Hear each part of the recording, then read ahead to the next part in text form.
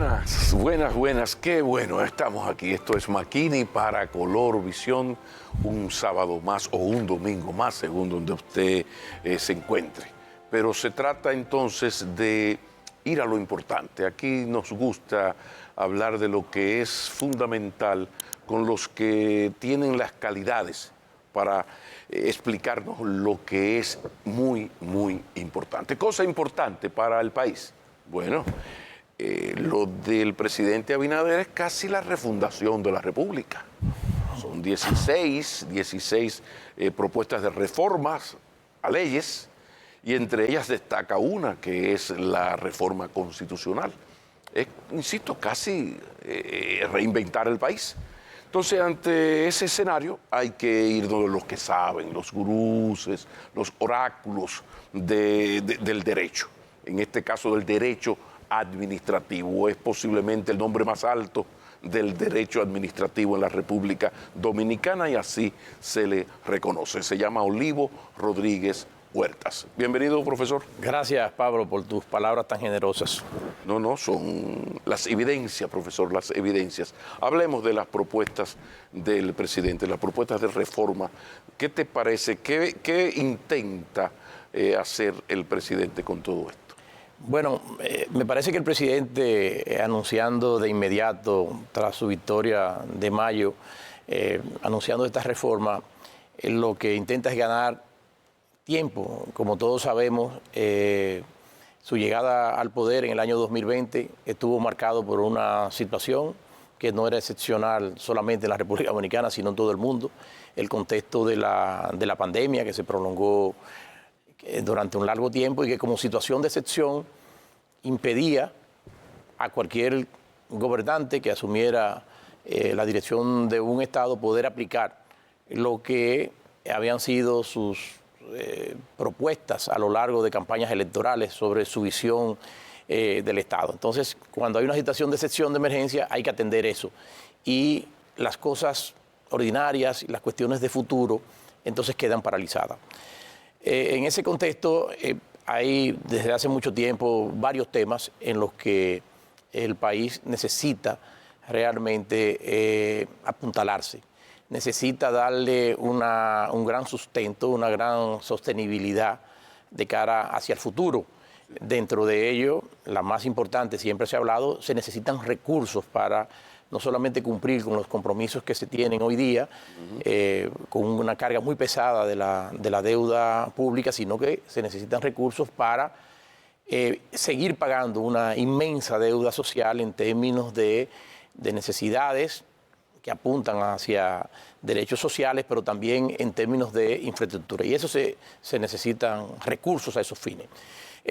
Otras reformas, desde hace tiempo que están hablándose respecto a la misma, la reforma laboral, de buscar un punto de equilibrio, de que la normativa del trabajo no se convierta en un obstáculo para que, sobre todo, muchas personas jóvenes y también ya personas que van entrando en la llamada tercera edad, bueno, puedan seguir siendo entes productivos y que esto se convierta en una carga demasiado onerosa para la competitividad futura del país. Y está el tema de la seguridad social, que yo creo que ha sido una de las cosas más exitosas que ha tenido el país y que se inició justo comenzando este siglo, cuando la administración del presidente Mejía logró el consenso para aprobar la Ley del Sistema Dominicano de la Seguridad Social, que ha permitido, al margen de toda una gran inclusión social en términos de acceso a servicios de salud. Yo creo que esa interrelación entre sectores públicos y privados en torno a los recursos que se generan en el ámbito de la seguridad social, tanto en el tema de la salud como también en el tema de las pensiones, con todas y las quejas que puedan haber, porque antes no había ni siquiera un sistema. Es impostergable la revisión, ¿verdad que sí? Entonces, ¿tú estás de acuerdo está en eso? Y por supuesto, es una de esas reformas que también estaban pendientes y que se tratan de hacer los ajustes de lugar sin, bajo ningún concepto, hacer como en la desesperación de la pandemia tuvieron que recurrir muchos países a desmontar esos sistemas. La vía no puede ser desmontar esos sistemas, sino buscar los mecanismos para seguir fortaleciéndolos. Y hay un asunto dentro de esas reformas, sin duda, que hay que mencionar, que es un compromiso, digamos, de naturaleza personal del presidente Abinader. Lo expresó antes de llegar al poder en el año 2020, una vez llegado también, pero las circunstancias no le permitieron hacer algunas puntualizaciones al texto constitucional nuestro en dos aspectos que él ahora ha señalado con motivo de obtener la repostulación presidencial en las elecciones recientes del año 2024. Él ha insistido en las mismas y realmente, Pablo, sabemos que en política y con los políticos nada está escrito en piedra invencible. No voy a volver a postularme a la presidencia de la República luego de cumplir mi segundo mandato. Quiero que este tema, que ha sido una constante en las luchas políticas a lo largo de nuestra evolución constitucional, el de la reforma constitucional, quede con unos mecanismos que aseguren de que durante mucho tiempo este no vaya a ser el tema recurrente de las reformas como ha sido hasta ahora, y dar un paso más en el proceso de consolidación de una autonomía y una independencia de un estamento del Estado como es el Ministerio Público respecto de lo que se hizo en la Constitución del 2010, que significó un paso trascendental y revolucionario en ese campo. Pero en esto de la reforma constitucional hay mucho recelo, mucha desconfianza, por razones obvias. Los últimos presidentes pues han utilizado la modificación constitucional para sacar provecho de ella. Y el presidente Abinader ha sido, como acabas de decir, reiterativo. Sin embargo, la desconfianza existe. Y lo que dice la gente es que nadie sabe, cuando baja esa ley que convoca a la Asamblea, ahí no se sabe lo que puede ocurrir. ¿Cómo sería el proceso? ¿De qué manera puede el Ejecutivo dar las seguridades de que ahí se va a hacer lo que se ha prometido? ¿Hay alguna manera de atar eso, de amarrar eso? El momento político que vive el país va a ser un gran reto, sin duda alguna, para el presidente Abinader, porque el resultado de las elecciones del año 2024 le han conferido un inmenso poder al presidente Abinader. Exacto. En el ámbito de las administraciones locales, pero también en las instituciones que tienen un alcance nacional. Dentro de ellos, el poder legislativo, donde tiene su liderazgo, tiene el control absoluto para promover las más profundas de las reformas constitucionales. Y cualquier aspecto que se vaya de la mano, aunque los congresistas son libres en el ejercicio de sus funciones, sin duda alguna que cualquier aspecto que mande señales distintas a las que el presidente ha sido reiterativo, sería una carga de tremenda responsabilidad para el presidente. Y yo creo, me parece que aquí es que puede manifestarse nuevamente la impronta que el presidente Abinader está señalando, es decir, el compromiso de su palabra de que esta reforma tiene que dirigirse a esos aspectos esenciales. El de los llamados candados, que no es otra cosa que generar mecanismos que dificulten hacia futuro la facilidad con que la Constitución se ha reformado en ese punto y buscar dar, como decía ya, un paso más hacia adelante en ese mecanismo. En esto hay una gran discusión jurídica, Pablo. Hay un grupo de juristas que sostienen, y sobre todo pensando en antiguos antecedentes en el campo de la jurisprudencia, de que una vez la Asamblea se reúna, es soberana para incluir cualquier tema dentro de lo que está en la Constitución, con una única excepción, que es la de la llamada cláusula pétrea sobre la naturaleza del Estado como civil, democrático y representativo. Entonces, y que en esas situaciones, una vez proclamada, una vez entrada en el campo de la Asamblea, hay ese poder inmenso. Otros, y yo me inscribo, pero me adhiero a grandes maestros de nuestro derecho constitucional, sostienen que la letra de la Constitución no deja lugar a duda. En uno de los artículos donde se inicia justamente el procedimiento para las reformas constitucionales, que es a través de una ley, señala que esa ley de convocatoria, que tiene unas características especiales, tiene que identificar los puntos sobre los cuales va a versar la reforma. En consecuencia, eso condiciona desde la Constitución también el trabajo de la Asamblea Revisora. La Asamblea Revisora técnicamente debe quedarse allí y eso pudiera estar sujeto a un control constitucional. Luego vienen otros temas y hay unos artículos en su momento famosísimos en paz descanse, de nuestro querido Adriano Miguel Tejada, de si puede ser inconstitucional la reforma de la Constitución, pero yo creo que hay unos elementos de la Constitución que tienen que ser respetados y observados para esos fines. Pero donde yo quiero llevar esto es hasta qué punto esto depende del asambleísta. O sea, aquí nada, tú acabas de hablarme de la independencia de esa asamblea. Llegó, nos reunimos, yo como legislador soy de la asamblea. Entonces, ahí yo tengo todas las posibilidades de hacer lo que yo quiera, incluso fuera de la propuesta que dice la ley que me convocó. Entonces, ahí hay un asunto de confianza que se agrava con un dato. Quienes van a apoyar eso son del PRM, en el sentido del PRM tiene la fuerza suficiente para que, aunque se retire el PLD y la Fuerza del Pueblo, aprobar todo eso. ¿Existe desde el derecho alguna forma de evitar eso o tenemos que confiar? Esto es un acto cristiano, de fe cristiana. Debo hacer una aclaración.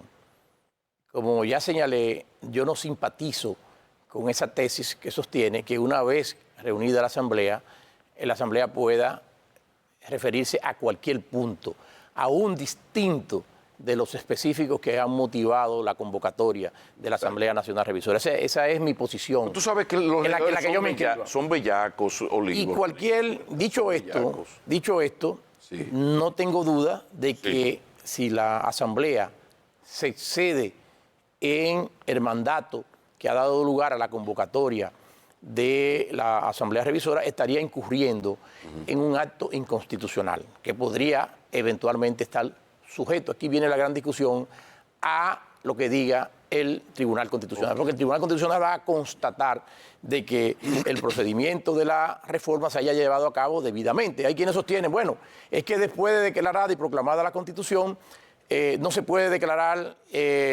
inconstitucional porque hay otro artículo dentro de la Constitución que dice que ningún poder público podrá declarar nula ni suspender una asamblea. Pero eso es siempre y cuando se haya hecho conforme a la Constitución, porque el efecto sería de que no entraría en vigencia. Supongamos que es uno de los puntos que ha surgido en esta discusión de si hay determinados temas que por mandato de la propia Constitución no basta que los legisladores que integran la Asamblea Nacional Revisora decidan, sino que cuando tratan determinados puntos, esa decisión queda condicionada a lo que diga el pueblo. Es decir, debe haber un referendo aprobatorio y si ese referendo aprobatorio resulta negativo, si más de la mitad de los que ejercen el sufragio en ese referendo aprobatorio dice que no, pues la Asamblea, la decisión de la Asamblea Revisora no surte efecto. Sí, pero vamos a poner entonces, para responder concretamente a tu pregunta, mi opinión es que si se salen del objeto de la convocatoria, me parece que podría el Tribunal Constitucional, sin vulnerar la otra disposición de la Constitución que prohíbe la suspensión, la anulación del texto de una Constitución, me parece que no tendría aplicación y que lo que se impone es el papel de un Tribunal Constitucional, imponer la vigencia del orden constitucional. Y todo lo que se haga al margen de lo que manda el orden constitucional, las disposiciones constitucionales, no puede ser válido. Ok, pero el artículo 124, si se toca el artículo 124, la Constitución manda el referéndum aprobatorio. No, si se toca el 124. Bueno, en principio ese artículo no está, justamente eso No, es lo si que... se tocase. Justamente esa es la propuesta hacia donde se encamina la propuesta del presidente Abinader en ese tema. Es decir, que cualquier modificación que se haga a ese artículo y que permita establecer un régimen diferente, digamos, para permitir que aún transcurrido 2 periodos o una persona no tenga límites o que haya un límite relativo, por ejemplo, que en un periodo posterior no pueda postularse, pero puede volver y así ininterrumpidamente, como estuvo en algún momento en la Constitución del año 2010. Exacto. En una modificación de ese artículo, entiende, lo que quiere el presidente Abinader es que quede resguardado y que se compliquen los mecanismos. Ahí hay 2 fórmulas. Hay una que ha expresado una autoridad, un maestro de maestros, como es nuestro amigo, el profesor Milton Ray Guevara, que ha señalado o ha sugerido convertir en una cláusula pétrea la disposición de la Constitución que prohíbe ir más allá de 2 mandatos consecutivos a quien ejerce la presidencia y la vicepresidencia de la República. Esa es una de las propuestas.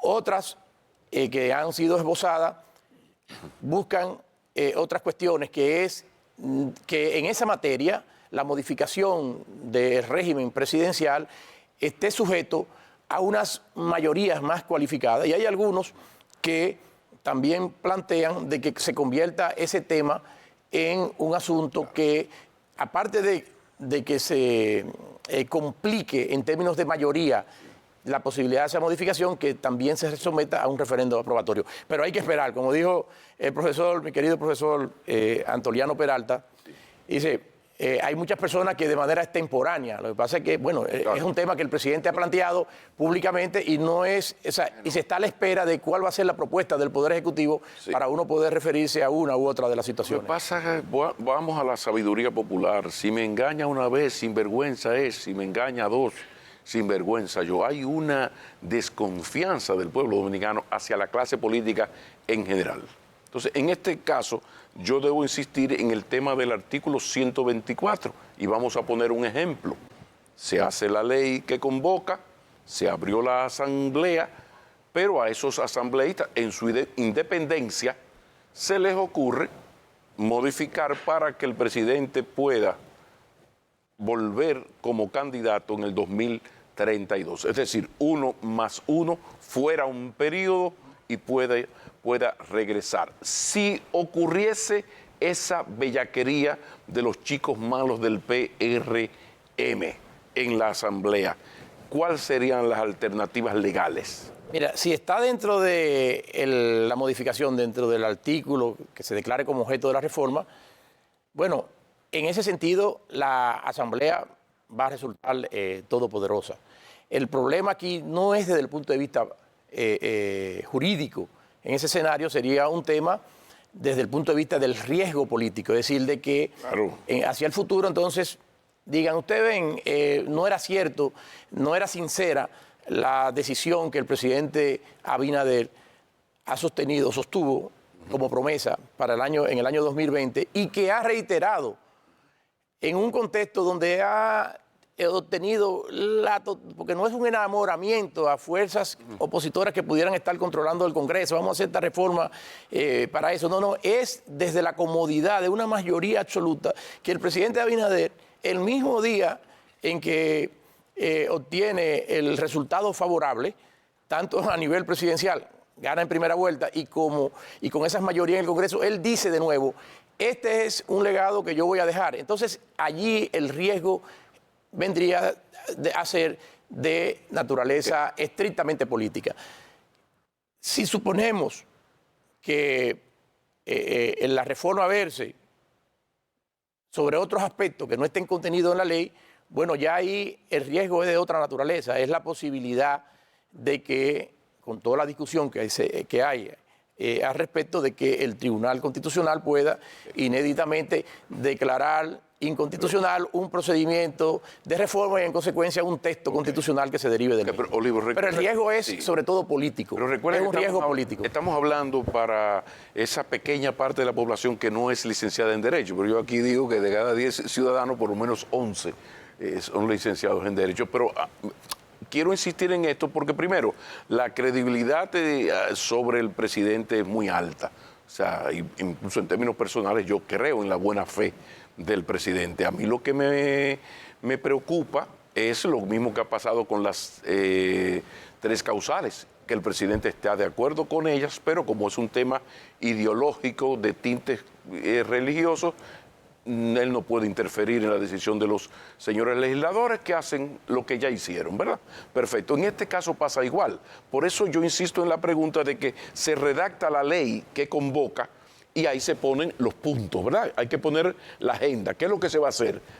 Están convocando los la asamblea, artículos sobre los cuales versará la reforma. Exactamente. Sí, Muy bien.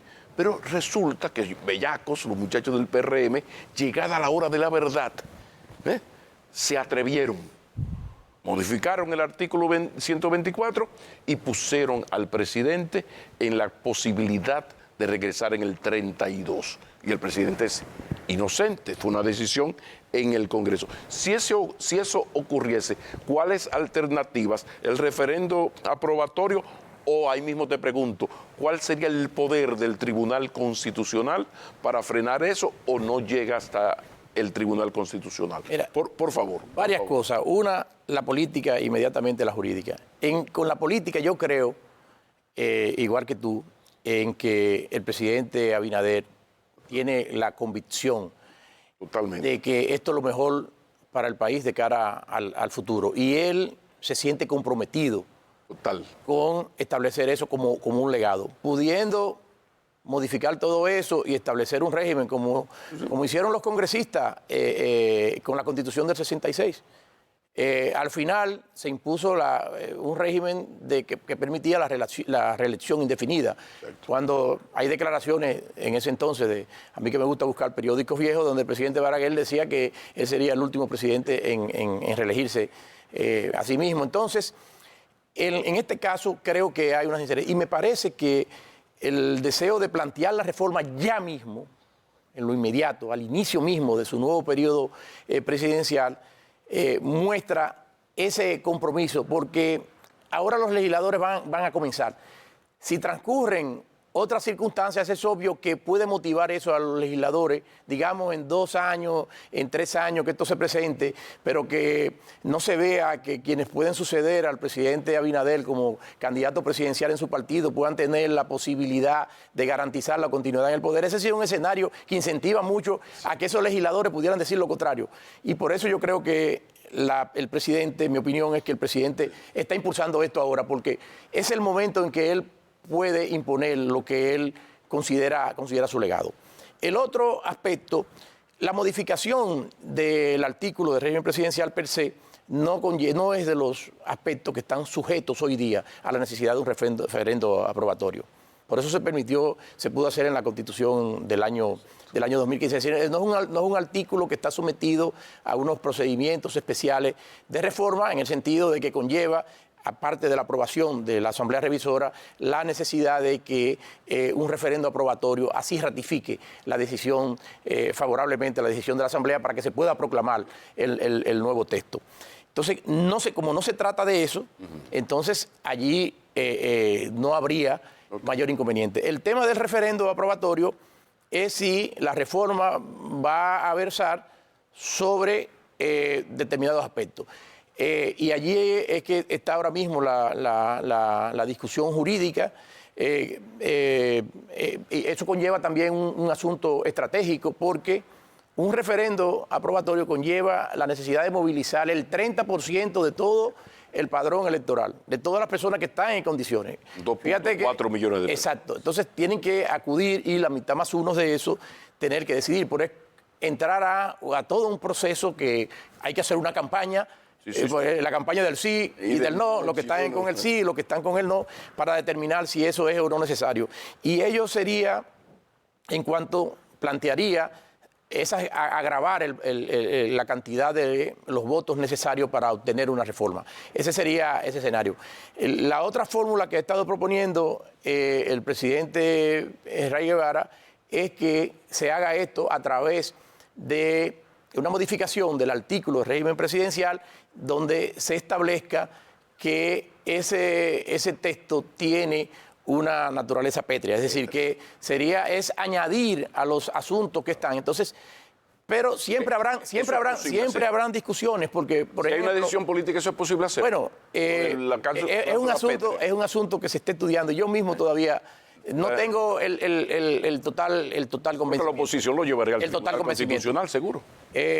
Bueno, aquí el tema sería en que la Constitución, cuando habla de la necesidad de referendo, entre los temas que lista, dice, no se refiere, como a los otros temas que hace, a cabezas de capítulo o de títulos dentro de la Constitución. Por ejemplo, el régimen de los derechos y garantías fundamentales, etcétera, etcétera.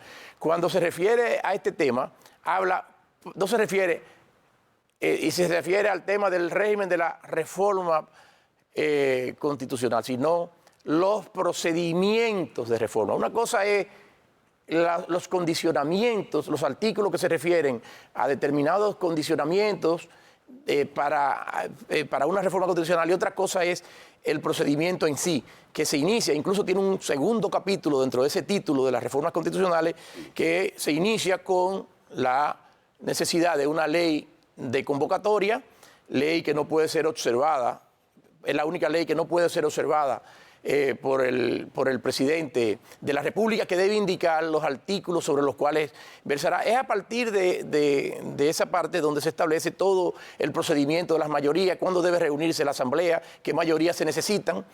Y entonces ese aspecto de la naturaleza pétrea de determinadas cláusulas, aunque está en el título de las reformas constitucionales, no está en la parte que estrictamente se refiere a los procedimientos de reforma constitucional. Entonces, si vamos al literalismo de la Constitución, no se está refiriendo a que una transformación de esa cláusula de régimen pétreo se pueda o no hacer, aunque resulta contraproducente el hecho de que una disposición que se excluye de la posibilidad en un régimen de vida institucional ordinario de ser modificado, no responda a otros criterios. Aquí viene lo del poder originario, constituyente, si es a través de una asamblea constituyente que hay más poderes, o cuando es a través del procedimiento de reforma que es el constituyente derivado que no tendría esos poderes. Si habrán, en todo caso, no estará exento de polémica. Y creo que es un asunto que se está estudiando a todos los que nos gusta el derecho público. Así lo estamos haciendo y estamos a la espera realmente de cuál ha de ser la propuesta específica del presidente Abinader para saber en qué campo nos movemos respecto de este delicado punto, de si se requeriría o no para consagrar el mecanismo, la visión de candado del presidente Abinader respecto de ese tema, de si necesitaría o no cumplir excepcionalmente con un procedimiento de referendo aprobatorio. Es la Constitución del año 2010 la que hace la transformación más importante, porque para todo el régimen de la función pública consagra y protege la carrera administrativa y su régimen de inamovilidad.